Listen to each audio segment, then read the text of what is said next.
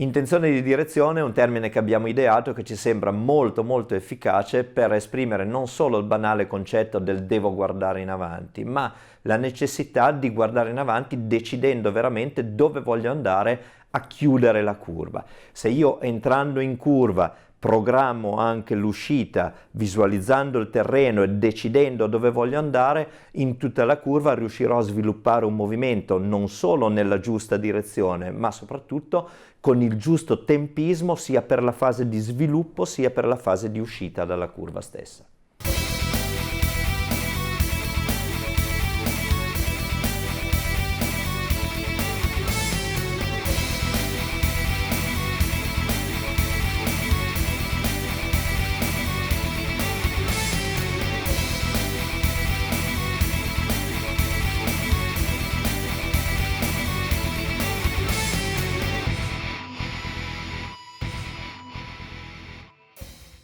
Facciamo il tracciato di uscita curva, ingresso nella nuova curva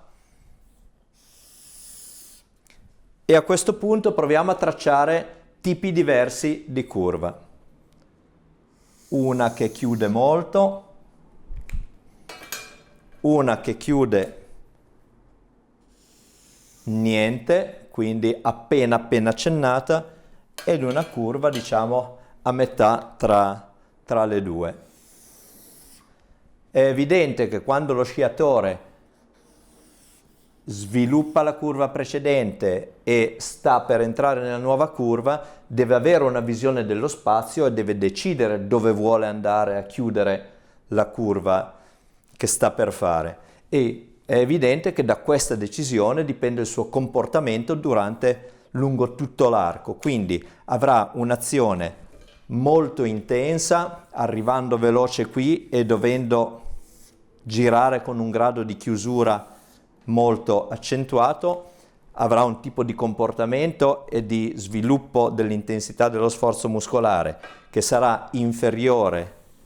in un tipo di curva così e sarà ancora inferiore in una curva appena accennata. Di qui si può capire che è assolutamente necessario che lo sciatore sappia valutare gli spazi e prendere una decisione in relazione agli spazi che ha a disposizione e sulla base di questa decisione sviluppare il suo lavoro di spigolo e di tensione muscolare in crescendo più o meno a seconda di quanto la curva è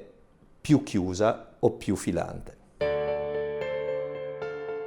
Intenzione di direzione significa in pratica anticipare con lo sguardo quello che è la valutazione degli spazi in modo da poter decidere come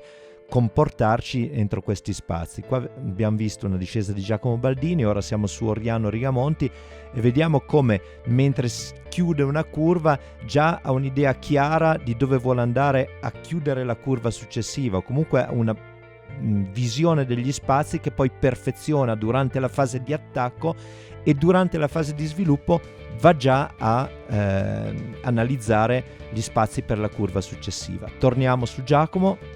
e lo fermiamo in questa fase di risoluzione della curva dove già lui individua alla sua sinistra gli spazi da coprire per la curva a sinistra,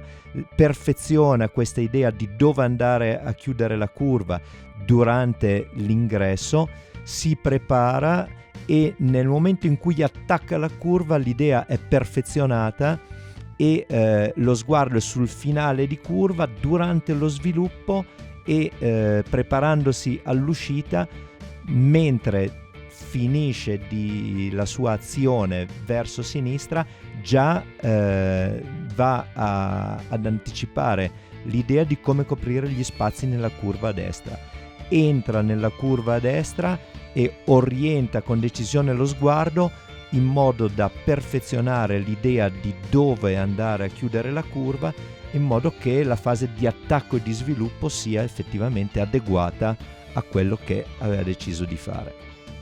Questo anticipare con lo sguardo e avere un'intenzione chiara della direzione da dare al movimento ci aiuta a programmare il crescendo di intensità della nostra azione e la durata, quindi tempismi esecutivi e di intensità.